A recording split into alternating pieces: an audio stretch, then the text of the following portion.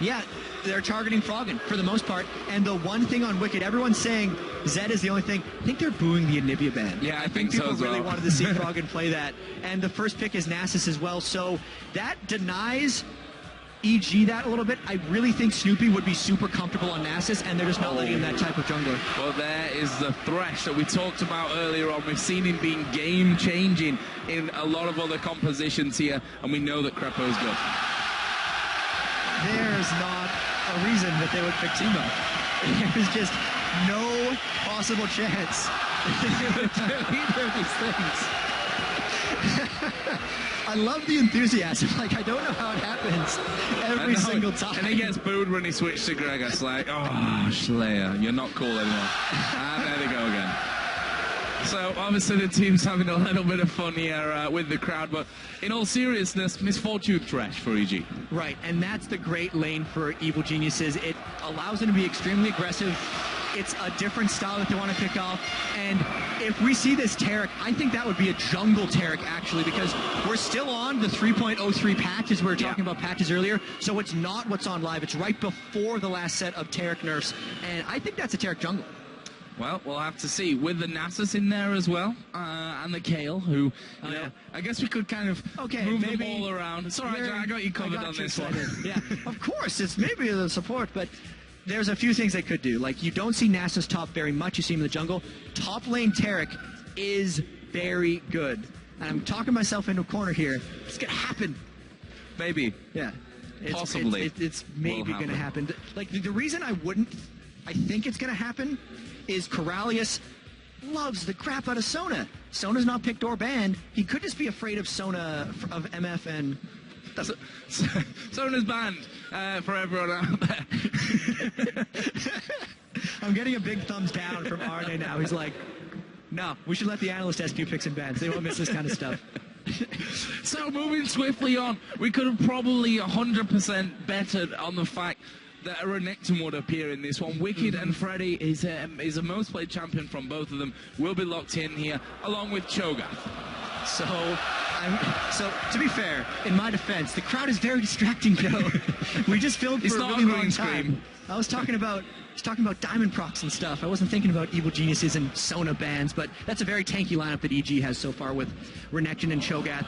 I love Snoopy's Cho'Gath so much. I think it's one of his best junglers, and they have success every time they've picked it. And the fact that they've gotten Renekton as well to just be a comfort for Wicked, he got his most played champion again. Things are looking up for Evil Geniuses right now. Well, again, Soul Authority currently hovering over Shaco and LeBlanc. Those aren't real. I don't think either of those are remotely possible. Obviously, they're not going for Sona, but their AD carry will... I'd expect them to go for Caitlyn if they're going to win lanes, because Caitlyn is very, very good against MF. But Varus still outranges. Yeah, going in there for that Varus, and that pretty much confirms that it will be a support Taric this time around for us. Yeah. I'm sad. Like, when Taric got changed, he used to be just incredibly strong in the support role. But honestly, when he was changed, he became awesome in the jungle and in top lane. He's since been nerfed on live, so we might never see it now. And the LCS was like the chance to see a top lane Taric. We saw one jungle Taric play last week in the European LCS, and that's been it. Well, in terms of ganking power, a targeted stun, you can't laugh at that at any point. No. That is a strong thing to have. And the fact that his armor aura is now more tied to his actual armor items, the increased gold flow from top lane in the jungle actually made it really good. But alas, it's not happening. Maybe some point over the course of the weekend. We've still got, 3 games after this. We've got 7 games in the LCS tomorrow, plus that best of 3 amateur game. And maybe RNA is listening will, in fact, bring us out a jungle Taric tomorrow. Or maybe not as well. But right now, they're hovering over Cassiopeia. EG. And he's been playing a lot of this in solo queue. The fact he hasn't locked it in yet, it's the suspense. He's getting me right now. It's there. Okay. The fact that he's went for Cassiopeia is exciting to me. He's been playing a lot of it in solo queue. We saw tons of Cassiopeia. He loves starting blue elixir, but that's usually only if he can get blue buff early on in the game. Yeah. I've been watching a lot of Froggen streams, so I'm excited about his Cassiopeia. That is an incredibly high damage thing, so if they can protect him a little bit, you actually have to protect Cassiopeia. It's much like an AD carry AP in a sense that it's just persistent damage throughout a fight. So, What about these two lineups then, Jack? Break it down for us. Right, so Against All Authority is going for the lanes once again. The fact that they're swapping around the Shen and the Nasus means I can't really talk about the top lane yet, but mid lane Kale and then Tarek Ferris is super, super powerful in lane bully. You look at Evil Geniuses, though, and they're matching that for the most part. They know that Against All Authority wants to be strong in lanes. It is going to be a battle of the lanes in this game. They're probably going to brawl a lot if we don't see lane swaps. And obviously that will mean a Cassiopeia versus Kale in the middle lane. Talk to us a little bit about that lane to start off with, because it's not one that we see these days that often. It's because we don't see Cassiopeia that often. Yeah. And I know the fans are super ready for this, but yes, that lane is so much about consistency of Froggen's skill shots. If he can land the Qs, he can out-trade Cassiopeia for the most part, but as soon as he misses one, he's going to take a whole heap of punishment, because not only will he not be able to spam his Twin Fang, Kale's going to chase him down with a slow and just pound him down with those auto attacks. But one thing that we didn't quite note here is there's a teleport on Schleia and an ignite on Froggen, so that would give an edge to Froggen in lane. And we did, in the end, have Nasus staying in this top lane with Shen going in the jungle there with Virtual as well. So just to clear those little bits up there in the end. In terms of the supports for EG, Crepo running Ignite and Flash with his Thresh. There's a Cleanse with the Flash for Yellow Pete compared to Nono, who's got the Flash Barrier. So the summoner spell choices are a little confusing. Like, the Barrier versus Cleanse debate has happened as we're now finally getting into the game. So clutch, and the red elixir as well on Nono means his potential, like, baiting is the entire health of Barrier, which at level 1 is 135, and the 120 health he gets from the red elixir. So he's got 250 more health than Yellow Pete, essentially. We'll see what that gives us here at the start, and whether we're going to be seeing any switches, any funky plays coming out. We heard a lot from Crepo, the importance of studying level 1 against a different amount of teams and on different sides. He's put a ward up there on that curve bush on the top side of the map, but can we expect much at level 1 with these two lineups? From the looks of these two wards, I don't think they're going to be doing much. They don't even look to be trying to get vision on the enemy jungler. Both of the wards that they've placed is to protect against a red jungle invade. That's the bush that most people would come through if they're going to try to steal a red, but low wards from each team, no potential jungle vision, so we are seeing, again, standard lanes, low amounts of wards, and it looks like they're just going to brawl it out in lanes. Certainly looking that way here as they do settle in there, and it's going to be, for once, a standard setup. I say standard, more of what we were used to this entire time. No switches coming in as of this point. We're going to have Misfortune and Thresh versus Varus, Taric in the bottom lane. See there, Varus and Taric were just starting off by the golems. EG going to be doing the same on that top side here with Wicked, Snoopy and Froggen, who's coming around to give them a little bit of backup there. Right, and that's not something I'm used to seeing. No one starts double golems with their jungler right now. They're giving an extended pull to Snoopy, and this is what they're doing. Okay, Evil Geniuses made sure that they also got a small camp so that going bottom in a 2v2, they don't get out-level 2'd because they'll hit it around the same time as the Taric and Varus lane. And certainly don't want to end up getting stunned up and against a level 2 AD carry coming straight at them there from that one as well. So they're going to get back in. Just a little bit of help given over to Virtual, who started out on this red buff as well. Obviously both junglers, I'd say that. Virtual starting out Smiler. Snoopy actually did use his smite there to take away that red buff on the top side of the map. He's going to be headed down towards his blue side from this one. This bottom lane possibly going to be explosive with the fact that you've got that hook in there from Thresh plus the stun on the other side from Taric. This is going to be a really fun one. If Crepo lands a hook, it's going to be huge amounts of pressure for EG, but as soon as he misses one, the window of pressure goes directly back to Against All Authority, especially since Crepo has to stand still for so long while throwing a hook. If it misses, Corrales could go in for a stun and they could turn the aggression right around, because the straight-up trading potential of Varus and MF is actually quite equal, so it really depends on what the support's contribution is. Well, we'll see about that one. This top lane is going to be, of course, Wicked, a champion which both top laners are very, very familiar with. I've said it 2 or 3 times already, the most played champion for both Wicked and Freddy122. And, well, if you can't have Renekton, why not go to Nasus? It's his brother, right? Brotherly love right now.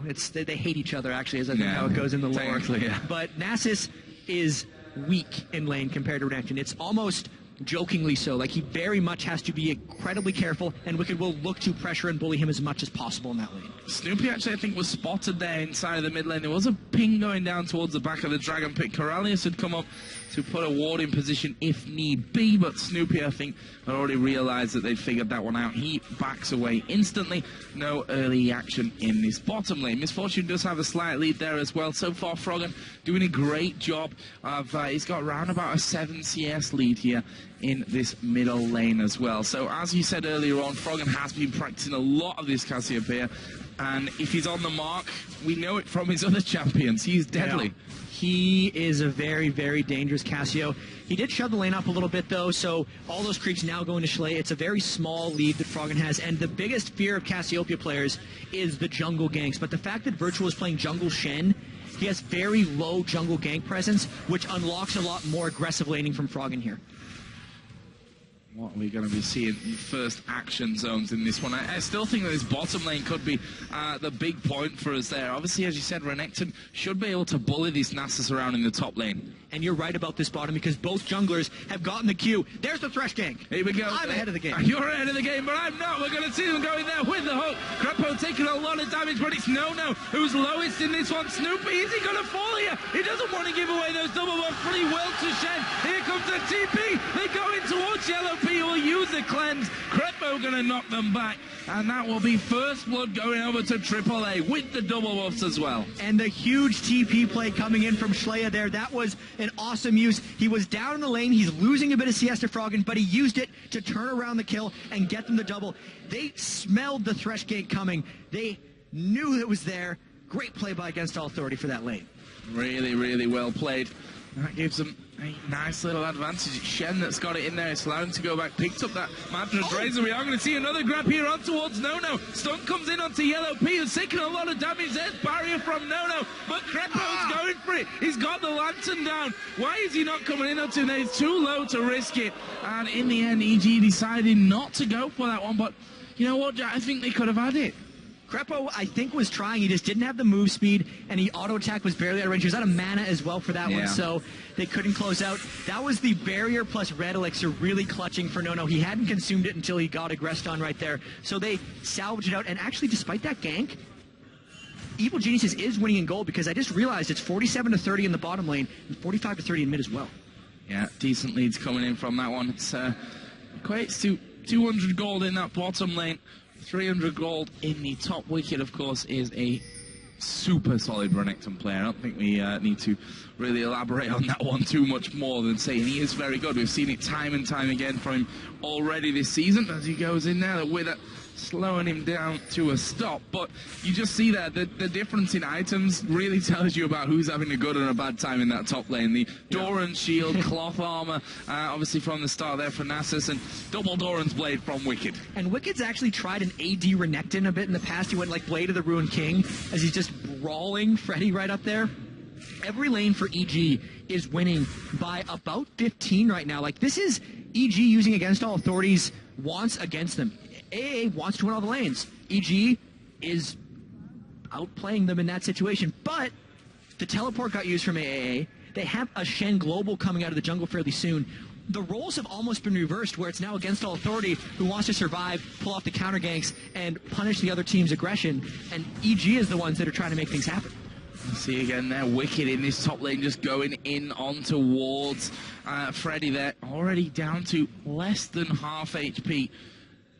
Keeping him very, very low there. And always want to be a little bit careful with that. Teetering on a knife edge always. It's kind of an invitation for him to dive in onto him. Yeah, and for Freddy in the top lane as well, he's maxing his Q, right? He's got plus 66 on it right now. So he's last hit 22-ish things, unless he's been getting some canyon minions. That's his only goal in this lane. He's not trying to kill Wicked. He's just trying to farm his Q and not die.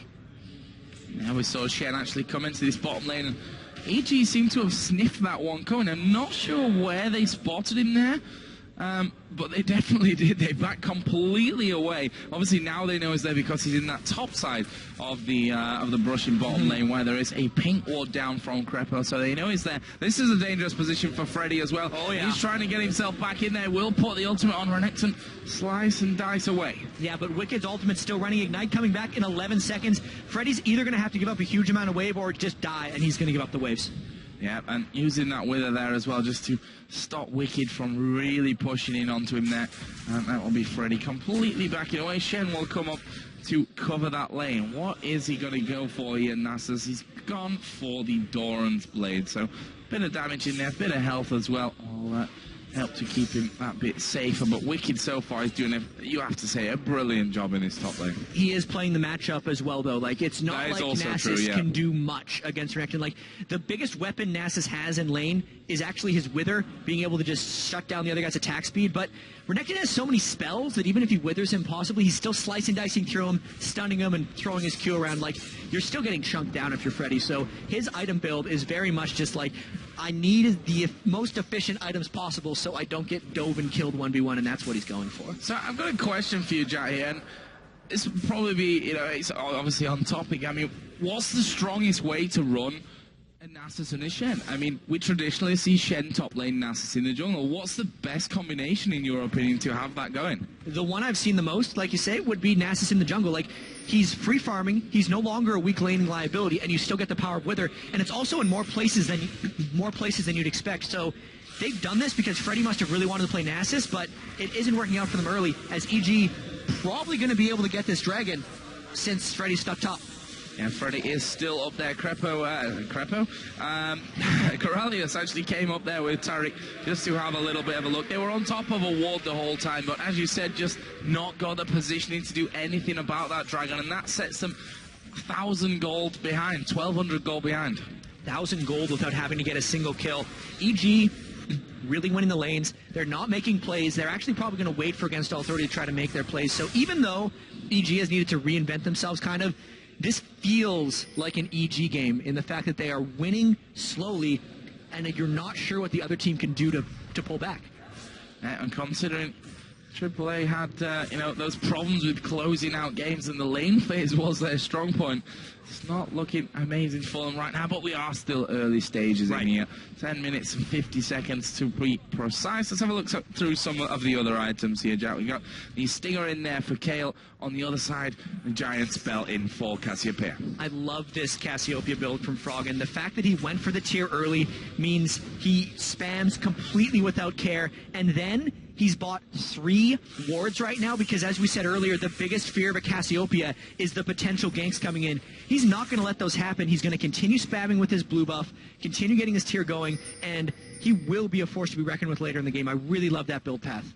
And on the other side, we look at Yellow Pete's build there. He's gone in for the Brutalizer, first of all, alongside that Vamp Scepter and the Doran's Blade. Other way, Varus, you know, he's looking like he's going straight up towards that Bloodthirster area itself. So, you know, how do we compare those two? Yeah, that's the one that catches me a little off guard. I'd almost expect Pete to go for a Bloodthirster, like, straight after this Brutalizer, but in the lane, at least right now, he's probably trying to cut through a little bit of that Shatter Aura that Tariq is providing, and he doesn't want that to get anything. But Freddy, will that Rupture land? Nope. Not quite.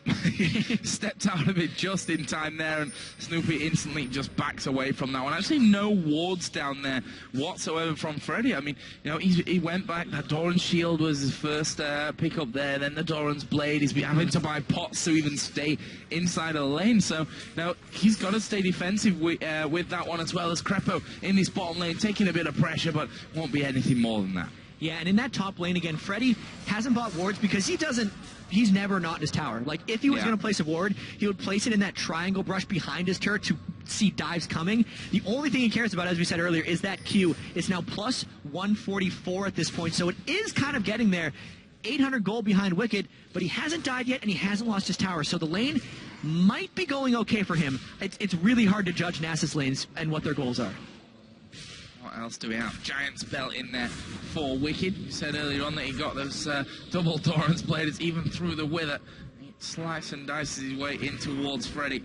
quite happy to put down the damage as he goes. Boost some mobility on Snoopy in there as well. Got the Spirit Stone plus the Null Magic Mantle picked up already. Other side, Shen, Kindle Gem, Madras Razor from earlier Virtual picked that up after his kill. Neither of these junglers are really clearing that quickly. I'm actually a little surprised that Snoopy hasn't put off more map pressure yet. Virtual has more gold than him, mostly because of that first kill that he picked up. But Snoopy isn't super farming, isn't getting super tanky, and he is going towards auras. So like once Snoopy gets an Aegis or Runic Bulwark, he'll really start making an impact. But until then, the threat of Virtual Shen Ultimate is much greater than what Snoopy is putting on the map. And blue buff again going to be given over to Frog, and as you said, the tier and blue buff combo just perfect for Cassiopeia. And the Giant's Belt is also making it so other people don't necessarily want to all in him. I mean, just look at the farm. 141 on Cassiopeia, 14 minutes into the game. I don't think he's ever going to break his 300 minion kills on Karthus at 22:40 in the game that he set at the World Playoffs. But on champions like Cassiopeia, he's going to make a run for it. Yeah, definitely is. And always has been a very, very strong farmer. As Wicked in his top just doesn't care. So a Brutalizer Misfortune would be better in a lane that's not against Taric than in a lane against Taric, because he provides so much in the aura. You're cutting that down, but it's not giving you the same percentage increase of damage that it would give you otherwise. And Nono's been happy just farming. Krepo hasn't landed any big play hooks, and the ganks haven't been able to help them much yet. Maybe we'll see one here from Snoopy, but the counter gank potential is definitely there from Virtual. EG has to be very careful here. Snoopy headed down towards that bottom bush. Actually, blue buff is going to be going over here to Kale, unless Shen has just taken it in there. But this bottom is definitely our focus from this point. Okay, Virtual is just tanking it, telling Slayer to get the hell over here, I think is what he probably would have said at that point to get that one in. Wicked actually came in for a bit of a sniff, drops a ward in there as well. Corrali is going to get knocked up in the air. They go all in onto him. There's the bullet time coming through. Shen is not going to be able to save him there. The Stan United wasn't enough. Flash away from Nono, just about, from the hug of Krepo as well. But that was a nice kill, patient from Snoopy. And it's a good thing that Evil Genius has pulled it off right away, because that Shen ult could have came in, and the teleport from Schley was up. So being able to burst down that quickly prevented disaster, really. And because they pulled off that slight edge, they might try a turret dive here. Snoopy was thinking about coming around the back. Yeah, just sniff it in there. Actually, we see here in the middle, Froggen has finally landed a nice combo onto Slayer, and with that blue buff on, he's quite happily to do that. This could be a dragon number 2 even, it would be for EG. They had the timer on it, and that was probably why they timed the gank to come up at this point. So much of the time, it's kind of an old school strategy you don't see as much anymore, but if you have the dragon timer and you're playing in a slow game where you can really focus on it, you coordinate ganks to happen just before, so you get the other team low enough that you get a free dragon. So instead of like forcing the dragon fights that we see so often, you just get them for free. Get them for free, and that's what EG have now had 2 of in this game so far. As in the middle, Shen sniffing around there onto Froggen as well. He had a ward in there. Is Wicked going to pop his ulti here? Going in on towards Freddy. In fact, Ignite is down from Freddy. He's giving Wicked a real run for his money with this one. Can Wicked get away? He's gone low. Freddy decides not to pursue. And there you see a bit of a change in the tables. He managed to go back to base and buy that Glacial Shroud, as actually the gank's going to continue. I don't know what Virtual's plan is here, though. Yeah, this is an interesting one. Wicked's in the bush, recalling there on that top side. Virtual not going to get the chance to go in, but blocking out for the turret. There's the plan, actually. They want to delay / get Snoopy low enough that they can take a turret, and just like that, his Nace is powered up now. He's gotten the Glacial Shroud, plus 246 on his Q, 17 minutes into the game. If this keeps going, could we see a 600 damage Q? Now it's a 249, you know? Oh, is he going to get another one? There's another one, right? It's now multiplying its effectiveness and speed. Going to be dangerous either way, that's for sure. Actually, Wicked did finish off that Sunfire Cape. We saw it in that last fight. The animation around him is Virtual just by Snoopy's race there. Actually, Snoopy is just going to nom down on one of them to get an extra stack up for him. What items have we had finished off? Nash's Tooth in the middle lane finished there for Kale, and that Riley's Crystal Scepter for Froggen was finished in the last buy as well. The big items for both of them really. Kale keys off the Nash's Tooth, and Cassiopeia often Kale's off the Rylai's because the Twin Fang that Cassiopeia Cassiopeia throws out that she can get refreshed if she's on a poison target, applies the single target version of the Rylai's slow. So in any kind of team fight, the control that Cassiopeia gets just off having that Rylai's Crystal Scepter is massive. So if the team fights do start coming out, that's when it's going to come into big play. You're talking about the aura items as well that Snoopy headed up for. The Aegis is now added in there. On the other side, Shen, Locket of the Iron Solari, we've seen it more and more in the jungle here, so that's going to be a plus point for Against All Authority when they get in towards these team fights. But right now, they're having a tough time before they get into that phase. And I actually think this game's going to get real interesting pretty soon. Just the fact that Freddy didn't lose the lane that badly. Like, he was looking like he was in trouble for the longest time, but you take a look at the lane now, he's the one who's killed the turret. Wicked 0, 0, and 0, just like both of them are. The team as a whole, despite losing 2 dragons, is only down 1,500 gold. And the team fights haven't happened. Everyone is just building up their items. They haven't fought each other. They don't know for sure who's stronger yet. The ore item trade-off is a Locket of the Iron Solari active shield versus the Aegis for Snoopy. When they decide to fight, it's probably just going to explode. And I'm definitely looking forward to that one here. We're about to hit the 20-minute mark. It's almost a 2,000 gold lead for Evil Geniuses. And obviously they've had, with that, 2 dragons, which certainly have helped a lot in getting them where they are at this point. If you look down the gold, Misfortune is actually falling behind in CS. That's pretty incredible considering that Yellow Pete had that nice advantage coming in. 6,200 to 6,000 gold. So he's got a 200 gold lead built up there. You have to give credit to Nono in that situation. And there might be a 3-man dive coming into Schley here. Finally, EG trying to make something happen. Look at the speed, though. He's gone. Yeah, and at the end of the day, he's Kale as well, which is always a hard one to lock down. But what they've done is freed up that tower completely. That's a middle outer turret, an important one in many respects. Right, and this is the big thing. They saw that Shen was bottom lane in a ward, so they know that the assistance is late coming for Against All Authority. They got half that turret. Maybe we'll see it collapse in, though. Here comes Nasus. He wants to make something happen.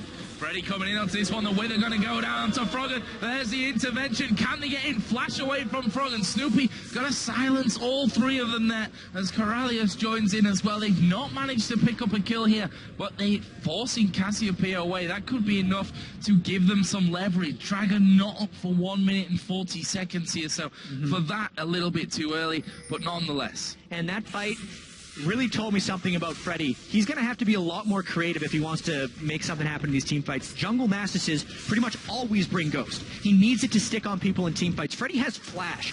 Also, with the Rylai's Crystal Scepter on Froggen, the only thing Nasus can do to get in fights is walk at you. Froggen can keep people at distance with that Rylai, so if Freddy wants to be involved at all, he's got to be creative, because he definitely looked like he had a flanking position there, and then pretty much did nothing.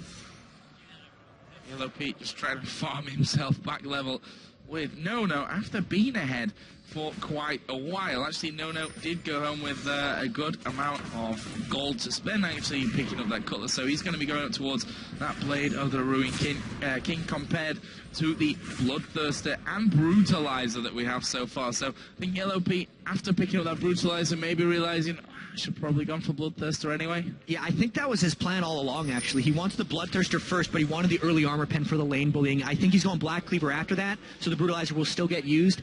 The AD ratio on MF's ultimate is actually really huge, so if you're just looking to get all the damage out, it's better to go Bloodthirster first and then Cleaver. So, what else do we have? Giant Spell picked up there by Snoopy. Shen got a Giant Spell in there as well. The Dragon is up in 15 seconds. Right. EG have had 2 out of what will be 3 here. And here's going to be the one that I think Against All Authority wants to contest. It's 22 minutes. They're tired of giving them up. They have the Frozen Heart. A lot of them have hit their big items, right? They're ready to fight this one. I want to see if Freddy can make it in this fight. His Q is at plus 318, and they want to fight this one. But Freddy took so much poke just there, I don't know if they can contest. Yep, and EG have actually let the Dragon reset in that situation, so not feeling 100% confident with going in for it. Freddy actually looped around to the bottom, is now looping back to the top side of things. Will they go for it? Clearing out the wards so that there's no vision down. for Against All Authority. Dragon pulled out again. I mean, you can see how creative Freddy is trying to be on Nasus. He wants to get in from the other side, but they are very aware that Freddy wants to come through the back, and EG is not wanting to commit. They might try to wait for a Thresh hook to start this one quick, but they're so aware of Freddy, and there it is! There they go, on towards Nono. In comes a bullet time. Intervention is already on Nono, but as that runs out, he gets destroyed and will die. That's 2 kills coming in for Evil Geniuses. Crepo going low. Froggen will finish off Virtual on the top side, and that is 3 kills. It may be even more. Crepo is low as we get a pause in the middle of the fight. I gotta say, though, Crepo is the Thresh Prince. He's in a battle right now with Edward to see who can make the biggest Thresh plays, but that one was huge, and it shows the danger of Freddy trying to come around the back of the fight, because if they get initiated on, they're just screwed. They didn't have enough people in that fight, and it was the 3-for-0. So a pause while they're not quite finished off there. Actually, Wicked, I think, if I can tell from where he is in the bush where the screen's like black and white. Okay, so he was actually headed down towards Kale's position there, by the looks of things. Yeah. You know, Kale had already used the ultimate. Would he be able to catch him? Not really sure. Don't forget the tower is still there on that side. It looks like a couple of players just having issues here there. See, Wilson from Riot just making sure that everything is being done to fix any problems. Absolutely, but this game in general really just happened, right? Like, they spent so long farming and giving up dragons, and the first one they tried to contest, that's Against All Authority, it got turned around on them really badly. I say Evil Geniuses have been called the best team fighting team in the world by a lot of people, and especially in Europe, and it did show there. They got the initiation, they really went for it. So I think there might have been some spiking issues during that game, but they're asking for ready, and I think we're going to be getting back in. Yeah, as you said, that hook coming out of Crepo was just sublime. Managing to land it onto the AD carry when you've got other big targets in front of you right now.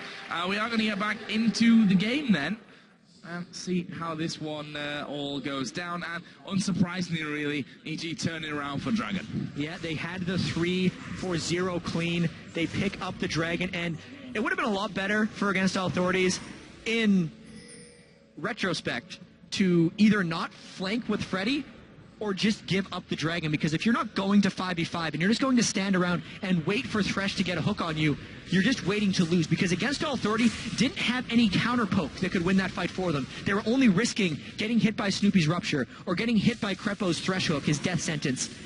And eventually it happened. They needed to take some initiative. And that's exactly what it was for them, the death sentence, as Nono got hooked in there to kick off that fight. Where does that leave us then? 5,500 gold. And as you said, you know, it's been pretty close, those 2 dragons. Only thing that had majorly separated out these 2 teams, but the 3rd dragon comes down to that big fight. It leaves us at 4-1, and all of a sudden it opens up and looks really good now for Evil Geniuses. Yellow Pete, of course, is ahead now in the gold when you compare the AD carries. 8.1 to 7.5. He was 200 gold behind when we kicked that one off. And Froggen is turning into a really giant monster here. Like, I don't know what the current Season 3 record is for 300 minion kills, but we're at like 25 minutes, and he's going to be getting there pretty soon if he goes bottom and farms this one up.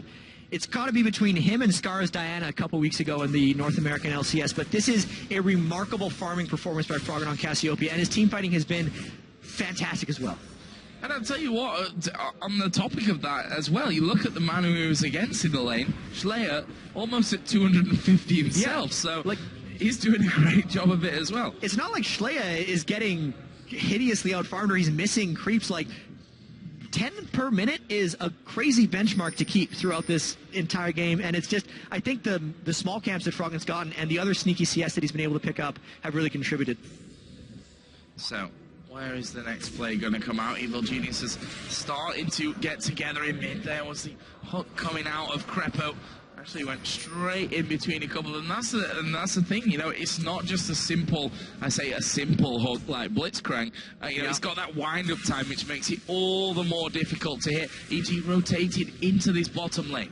And you can see Wicked coming in behind the turret. I mean, if Against All Authority wants to fight this, again, they're going for a flank. You can see Freddy coming around the back. He's in a vision ward, though. EG is going to get a free turret, and they're on to Freddy. He's got a flash, or he's dead. Oh, he's going to get caught out here. There is the hook landing. That is definitely the death sentence coming in. Froggen will pick up the kill, and that is one totally for free. And that's what you've got to worry about, Jack. Surely when you've got no wards down and you know that EG have just come through there, you've got to count on them putting them down. He walked right through a pink, and the Shenol got burned onto Freddy right there, so the threat is down even again. He actually saved his ultimate on Nasus at least. He wants to be involved in a fight, right? He spent this whole game getting his Q to plus 372, but he can't find his way into a fight, and you can tell he's pressing for it. EG is just capitalizing, extending their goal lead, and this may be turning into a rout. EG now going to do exactly the same on the top side of the map. Take away everything that they can from the jungle, get the wards in position. They may just end up taking themselves a Baron from this one. I mean, 27 minutes in there. They're actually going back. I think Shen's going back on top of a ward at this point. So EG know what's going on, but they're playing it safe here. And that's, you know, we've talked about it as well, that when teams are so close to each other in the league table as these two teams are in place 4 and 5, you know, you don't want to mess up. You can't afford to mess up. It's also the evil geniuses way. They love to just take it slow, and Froggen is very strong right now. 497 AP. He finished his Seraph's Embrace as well, and it's just, they waited for the farm thresholds. They got the Runic Bulwark. Even Wicked has went for a Last Whisper because they are against a Taric, so he wants to shred through more of it. That's going to combo very well with the Black Cleaver that Yellow Pete has taken off. So, like, they were waiting to get all these really huge items, and I don't see why they wouldn't start forcing around Baron. They're probably going to make sure the side lanes stay pushed up. That's why Yellow Pete is going bottom to clear right now. And they're just keeping Against All 30 at bay. It'll give them time to clear out the Baron area. There's a fight up top. I think Wicked can just disengage this one. Yeah, Wicked and Freddy going head-to-head on this one. Ultimates pop from both of them. Can he actually get away? There's the Ignite going down. Wicked going very low. There's the Q. And there is the finisher. Freddy actually flashed in there at the end. Not sure it was 100% needed, but he gets the kill. And that's that lane we were talking about. Freddy really wants to fight people. It's just like only Wicked was the one he could get onto. He hasn't been able to pull that off in team fights, but that shows the potential of Freddy's Nasus since he has gotten plus 387 on his Q, and now they have a 4v5. They're actually going to catch Freddy again. Wow, the flash came in onto that one. Freddy getting hooked in. The stun came onto Froggen, but a little bit disorganized in terms of going forward. There's the knock-up. Ulti comes out of Varus, but will it be enough to save Coralius? No, it won't. Froggen getting caught. Freddy, why has he come back in here? Surely going to die from this one. It's a double kill for Froggen. And since there's a split push bottom from Schleia, his teleport is actually either canceled or he just used a bottom lane, I'm not sure. But this means it's 4 members of EG. Just a no-no. Who could potentially stop it, and Schleia is just trying to get turrets. No is crazy if he tries to stop this one. I think this is a Baron for evil geniuses. Well, it may just be crazy, Jack, because he's going to be going in there for this one. Is he going to be able to do anything with it? No, not really a surprise that he can't, and he will back away, and that will be Baron picked up 10,000 gold lead. Schleia pushing this whole time through there. They've been thinking about, you know, pushing down, racing for the bases. Yeah, they've seen it before. They won the base race last time. They were against Dragonborns. This was game 7 of last week, or game 5 of 6 on the Sunday, but I feel like Evil Geniuses is not going to willfully engage in a base race as much as the crazy Dragonborns are. Evil Geniuses is a much more standard team, and oh no, Schleia was trying to make a play. Evil Geniuses is on top of this dragon.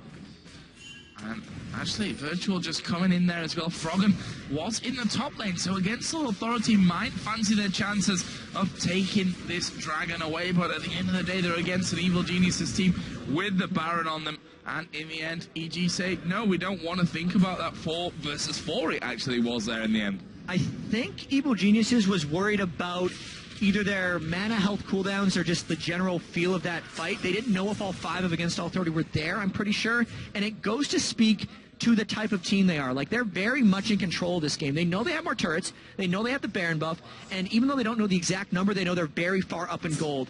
If they engage in that fight, what do they really get out of it? Maybe they get a dragon or a few more kills. But if they lose it, they lose their Baron buff and they let Against All 30 back in the game. EG would very much rather group up, buy their items, and have a fight on their terms. They don't care about the 975 gold 30 minutes into the game, and they just gave it up.